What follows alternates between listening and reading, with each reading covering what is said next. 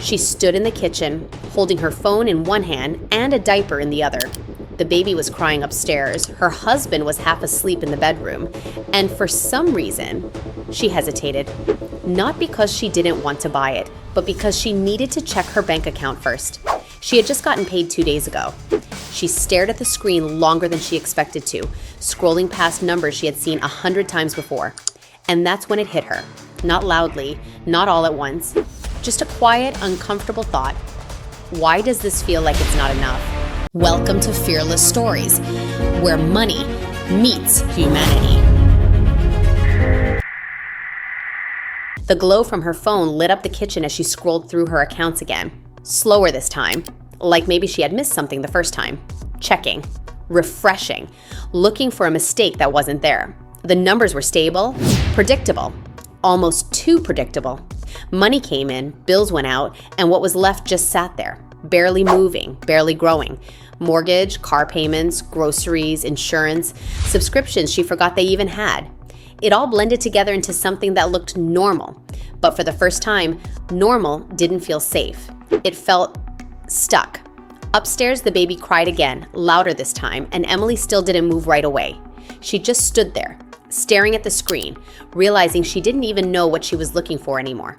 She had seen those numbers before, but this time, they didn't feel safe. And that's when the question quietly formed in her mind. What exactly are we building? And for the first time, she wasn't sure she liked the answer. Emily Parker was 32 years old, a registered nurse who had done everything she was supposed to do. She worked long shifts, picked up overtime when she could, came home exhausted but proud of the life she was building. Ryan, her husband, was 34, steady, dependable, the kind of man who handled responsibility quietly without making it a big deal. Together, they had built what looked like the dream. A starter home in a quiet neighborhood, the kind with trimmed lawns and identical mailboxes. 2 cars in the driveway, a nursery filled with soft colors and new furniture they had carefully picked out just weeks before. From the outside, everything made sense. They had followed the plan exactly the way it had been laid out for them. Go to school, get a good job, save what you can, buy a house, start a family. And for a while, it felt like they had made it, like they had finally arrived somewhere stable. But the moment everything started to shift didn't come from a big crisis. It came from something small, a routine call updating their benefits after the baby was born.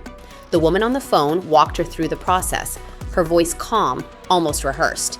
Adding the baby, adjusting coverage, checking boxes. And then she asked a simple question, almost casually. Do you want to set up a savings plan for her? Emily paused, not because she didn't care, but because she didn't know what that actually meant. She had heard of it. It sounded responsible. It sounded like something people like her should already have in place, but she didn't know how to answer. And that silence lingered longer than it should have. That night, sitting on the couch with the baby asleep on her chest, the house finally quiet, she opened her banking app again. Not to check a bill, not to move money, but to understand something she had never questioned before. Where is all of this going? The numbers weren't bad. That's what made it so confusing. They weren't behind. They weren't drowning in debt. They paid everything on time, had some savings set aside, and lived a life that most people would consider comfortable. They could afford dinners out, small trips, things that made life feel enjoyable. But nothing was growing, nothing was changing. It was the same cycle every month, just on repeat. Income came in, life happened, and whatever was left stayed still. And the more she thought about it, the more unsettling it became. Because there was no clear mistake to fix. Just a quiet realization that they had been moving forward without actually going anywhere. And then her mind went somewhere she hadn't expected. Her parents, still working, still waking up early, still doing the same routines, even now in their 60s. Ryan's parents too. Same pattern, different homes, same ending. That night, she sat across from Ryan at the kitchen table. No TV, no background noise, just the low hum of the house settling into silence. She took a breath before speaking, like she was trying to organize a thought she hadn't fully formed yet. What are we actually working toward? She asked. Not the next bill, not the house, I mean long term. What's the goal for us, for this family? Ryan leaned back slightly, his expression shifting in a way she hadn't seen before. He didn't answer right away, not because he didn't care, but because he was trying to be honest. I don't know. I just thought if we were paying everything on time and not falling behind, we were doing it right. That's all I ever saw growing up. I never really thought past that. And that scared her more than anything he could have said. And that was the moment everything became clear. Not in a dramatic way, but in a way that was almost harder to sit with. They weren't lost because they had made bad decisions. They weren't behind because they had failed. They were standing exactly where they had been guided to stand. They had been taught how to earn money, how to save it, how to avoid debt, how to be responsible. But no one had ever taught them how to grow it. No one had ever shown them how to build something that moved beyond their time and effort. And somehow, without realizing it, they had both been carrying the same quiet belief that they were supposed to already know, that everyone else had figured it out, that asking questions meant you were already behind. The house, the jobs, the routine, it wasn't a system.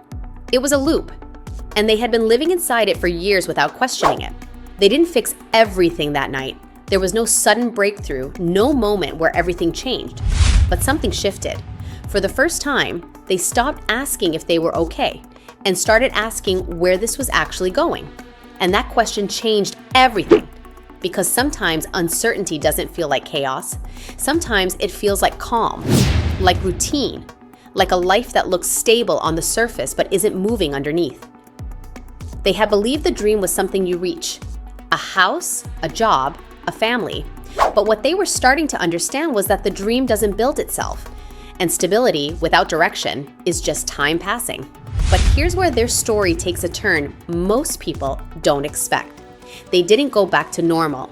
They didn't ignore the feeling. Within weeks, they started asking questions they had avoided their entire lives. They sat down with someone who forced them to look at their numbers differently.